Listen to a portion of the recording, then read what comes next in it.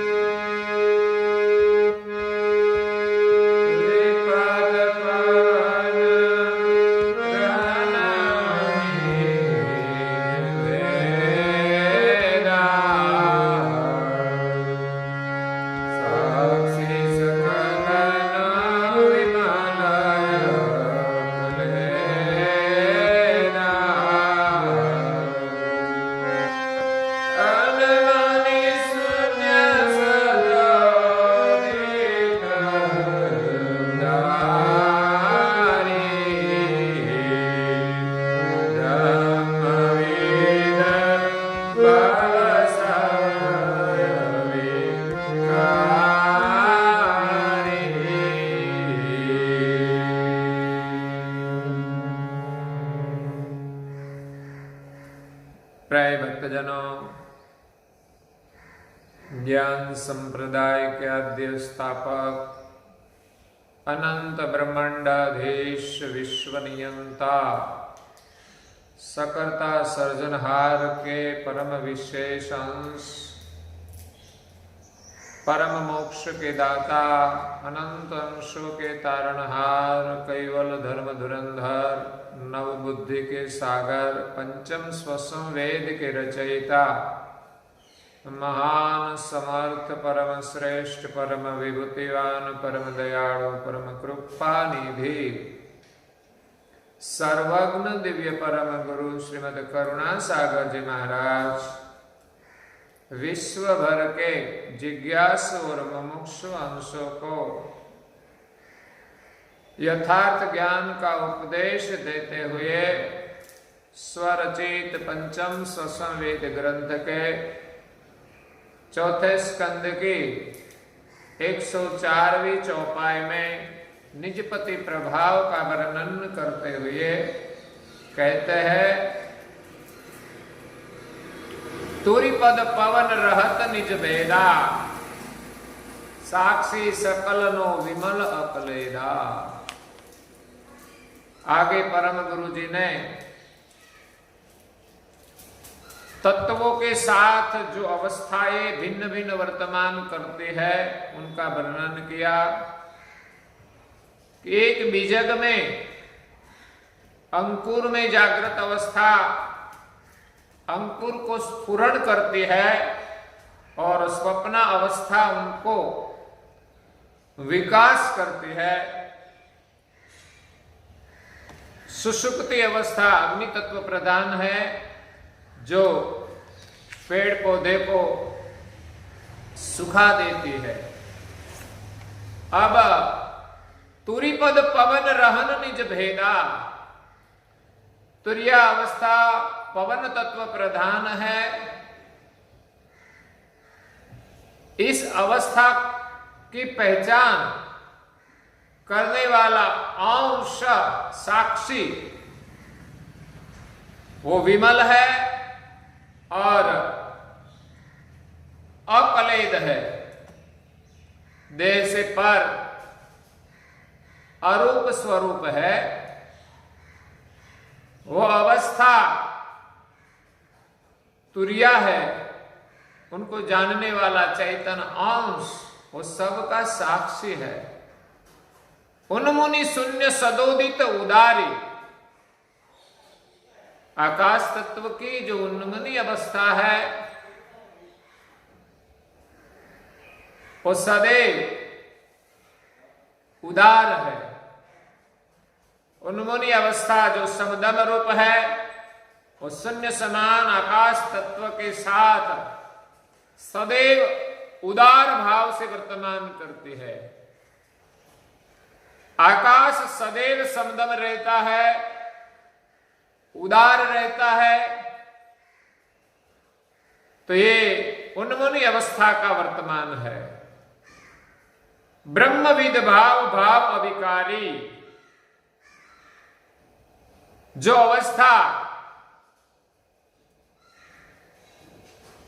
ब्रह्म का जो विद भाव है, ये अवस्था ब्रह्म को जानने वाली है और संपूर्ण अविकारी है। प्रकृति से पर अविकारी और ब्रह्म के निकट, ब्रह्म के भाव समान है। ब्रह्म को जानने वाली ये पांचवी उन्मुनी अवस्था है, जो सदोदित उदार शून्य है। उनके समान आकाश तत्व की अवस्था है। और आगे दिव्य परम गुरु जी हमें कहते हैं,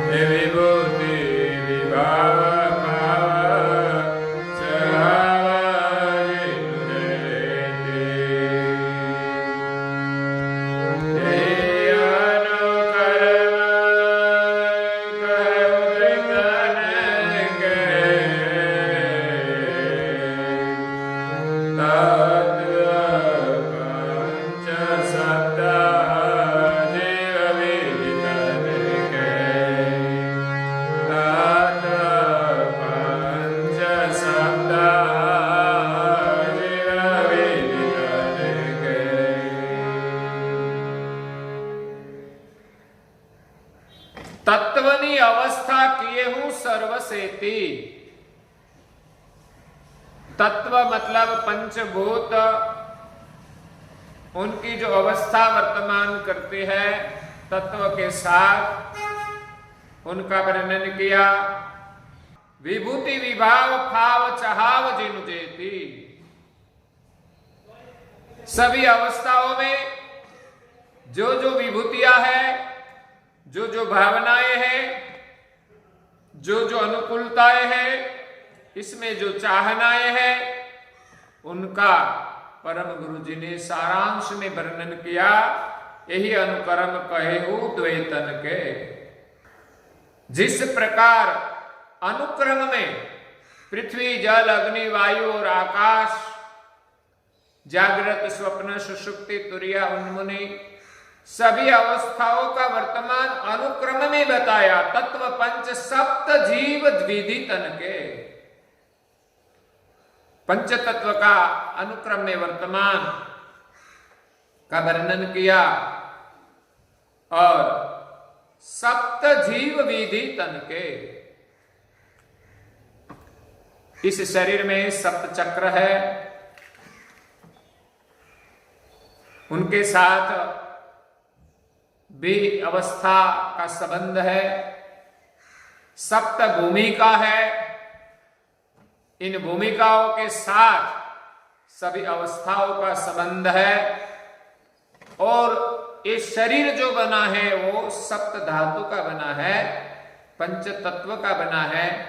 उनके साथ ये सभी अवस्थाएं वर्तमान करती है। उनका वर्णन परम गुरु जी ने यहां सारांश में कहा। आगे परम गुरु जी कहते हैं, भय हो पाद विभ्रांति भाति हो, यही विचरण अंश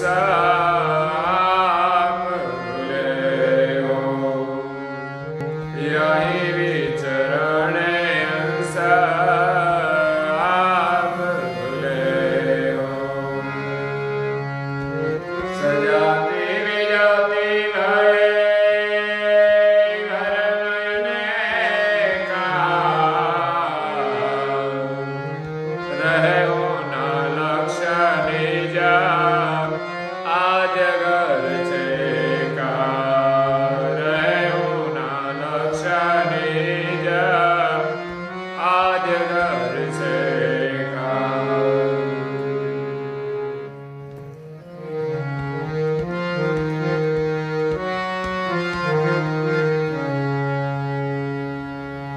भयहु उपाद विभ्रांति भाति एहु याही विचरणे अंश आप भूले हूं। पंचभूत के बनाए हुए शरीर में अवस्थाएं और अंतस्करण के वर्तमान में अंश को कई प्रकार की भ्रांतियां हुई और इस तत्वों के वर्तमान की उपाधि में अंश अपने को भूल गया। ये सब साज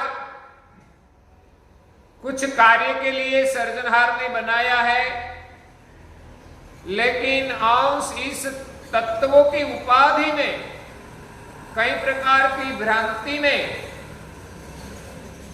उलझ गया और खुद को भूल गया। हमें सब कुछ काम करना चाहिए, लेकिन इसमें खुद को कभी नहीं भूलना चाहिए कि मैं कौन हूं। अगर हम खुद को भूल गए तो फिर अपना घर भी हमें स्मृति में नहीं रहेगा। कई लोग नशा करते हैं, नशा करते करते खुद को भूल जाते हैं, जिनको खुद का पता नहीं कि मैं कहां हूं,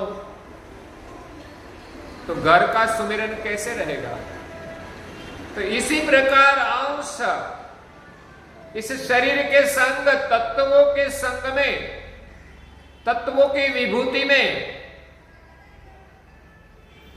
कई प्रकार की भ्रांति में भ्रमित होकर विचरण करने लगा, कुछ व्यवहार करने लगा। इसमें कई प्रकार की भ्रांति में अंश उलझ गया और अपने स्वरूप को भूल गया। सजाति विजाति भय भरम अनेका। इस शरीर में आकर अंश पांचवें परम कारण देह से अपना स्वरूप भूला और सजाति के पक्ष में कई प्रकार की भ्रांतियां हुई। अंश अपने को ब्रह्म मानने लगे। पांचवें परम कारण देह की जो उन्मुनी अवस्था है, समदम रूप, उनको अपना रूप मानने लगे। कभी चौथे देह में आए, तुर्यावस्था में अपना स्वरूप शिव रूप मानने लगे। नीचे आए गुण के देह में तो गुण रूप अपने मानने लगे। उनके नीचे आए तो अपने को जीव मानने लगे। और स्थूल शरीर में जब स्थूल रूप हो गए तब अपने को सिर्फ ही शरीर मानता है और शरीर सुख के लिए ही जीता है। अंश को अपने स्वरूप का कोई भान नहीं है। वो सिर्फ स्थूल शरीर को ध्यान में रखकर ही जीता है। रहे न लक्ष्य निज आद्य घर छेका। अंश इस शरीर के व्यवहार में, तत्वों के संग में, तत्वों की विभूति के प्रभाव में आ गया और सजाति के पक्ष में अनेक भ्रांतियां हुई कि मैं कौन हूं। अपने को बिलग बिलग मानने लगे। विभिन्न संप्रदाय में भी मतभेद है, वो यही तत्वों का ही है, ये भूमिका का ही है, इस अवस्थाओं का ही है। एक साधक को थोड़ी ऊपर की भूमिका मिलती है तो जीव दशा के लोग उनको परमेश्वर मानने लगते हैं। संसार में ऐसी तत्व की कई विभूतियां है जो हमसे विलग है, वो हमारा स्वरूप नहीं है। फिर भी लोग मानते हैं अपने को सजाति के रूप में भिन्न भिन्न, मैं जीव हूं, मैं शिव हूं, मैं ब्रह्म हूं, मैं परमात्मा हूं। तो ये सब भ्रांतियां है, इसी के कारण अंश खुद को भूले है और रहे उन लक्ष्य निज आद्य घर छे का। अंतिम का जो आद्य घर है, सारी सृष्टि का अंत जिसमें है और जिनका कभी अंत नहीं होता, ऐसा निज आद्य घर है। उनका लक्ष्य किसी अंश के पास रहा नहीं और यहां संसार का लक्ष्य बनाकर इधर उधर भटकता ही रहता है। परम गुरु जी आगे कहते हैं,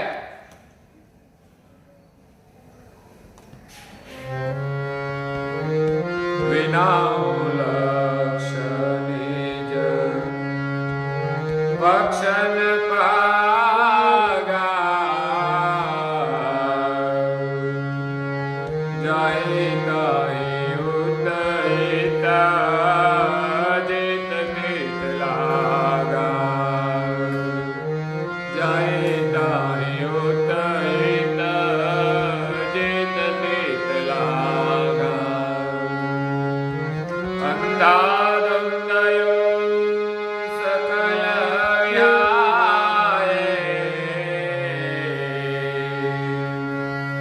रहे ना समर दे, जय घर से जो आए, रहे ना समर दे, जय घर से जो आए। विनाहु लक्ष्य निज पक्षन पागा, अपने निज घर के लक्ष्य के बिना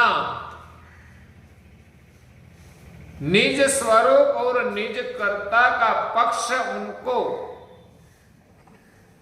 प्राप्त नहीं हुआ और जाहि ताहि उत हित जित तित लागा। निज लक्ष्य को भूलकर ये अंश संसार में विभिन्न मत पंथ में जहां तहां परमेश्वर को मानकर उनकी आराधना करने लगा। प्रकृति में कई प्रकार की उपासनाएं हैं, इसमें जहां जिस प्रकार की विभूतियां देखी उनके प्रभाव में आकर उनको परमेश्वर मानने लगे। कई महापुरुष कुछ प्रकार का तप करते हैं तो उनसे भी कई लोग प्रभावित होते हैं। कई महापुरुष की उम्र ज्यादा हो तो उनसे भी प्रभावित होते हैं। कई महापुरुष के पास कुछ सिद्धियां है तो उनसे भी प्रभावित होते हैं। ये प्रकृति की विभूति में प्रभावित होकर संसार के जीव गति के जीव उनको महान मानने लगते हैं या तो परमेश्वर मानने लगते हैं। हाँ, उनके पास विभूति है तो ये हमसे बड़े हैं, लेकिन प्रकृति की विभूति से कोई परमेश्वर नहीं बन सकता।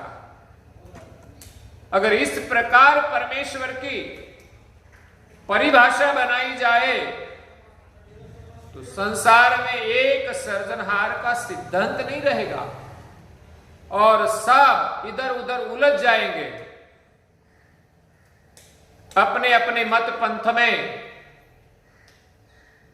मतवाद में वो कभी अपने को नहीं पा सकेंगे कि मैं कौन हूं। तो विनाहु लक्ष्य निज पक्ष न पागा, जाहि ताहि उत हित जित तित लागा। जहां तहां जीव इधर उधर भटकते रहते हैं, अंधाधुंध यु सकल विहाय। इसी प्रकार सारी सृष्टि में सभी अंश धर्म मार्ग में इधर उधर अंधाधुंध भटकने लगे और कहीं जीव संसार में फंस गए। रही ना समर्थी जय घर से जो आए। हमारी सर्वोत्तम समृद्धि है, जिस घर से हम आए हैं उनकी जो स्मृति है वही हमारी सच्ची समृद्धि है। लेकिन प्रकृति के रस में, प्रकृति के पदार्थ में आनंद करने के लिए अंश अपनी स्वरूप की समृद्धि भूल गया। जिस घर से हम आए हैं और जिस घर से हमें जीवन मिल रहा है, जिस घर में हमें जाना है, उनकी स्मृति भूलना ही हमारे लिए हमारी समृद्धि गंवाना है। हमारी सच्ची समृद्धि थी कि हम किसके अंश हैं, उनका सुमिरन रहना। लेकिन संसार के भोग विलास में, इंद्रियों के स्वाद में, विषय विलास में अंश ने निज घर की समृद्धि गंवा दी और निज घर से अंश जो समृद्धि लेकर आए थे, आरत, अक्ल, सुरता, नूरता और उपजन का अंश, ये सब समृद्धि संसार के भोग विलास में गंवा दी। अंश के पास जो सुरता रूप समृद्धि थी वो विषय विलास में लग गई तो वो स्थूल हो गई। इसीलिए सूक्ष्म से अति सूक्ष्म अपना स्वरूप है वो हमें दिखाई नहीं देता। जो सभी के शरीर में एक समान है लेकिन हम देख नहीं पाते। हम तो सिर्फ सभी के स्थूल शरीर को देखते हैं और उनके विकार में उलझ जाते हैं। हमारी मूर्ता संसार के चितवन में लग गई, इसीलिए हम इस विलास के कारण रूप जो चैतन्य है उनका अविलान नहीं कर सकते। आरत हमारी जो परमेश्वर को पाने की है, परमेश्वर के यहां से हम लेकर आए थे कि हम परमेश्वर के अंश है जो हमें जीवन देता है, उनके प्रति हमारी आरत रहनी चाहिए। लेकिन इस सर्जनहार से विलग होकर इस शरीर में निवास करके इंद्रियों के स्वाद में, भोग विलास में हमने हमारी आरत रूप समृद्धि गंवा दी। अब अंश प्रेम के बिना उदास हो गया है, प्रेम के बिना वो कंगाल हो गया है। और चौथी हमारी समृद्धि है अक्ल।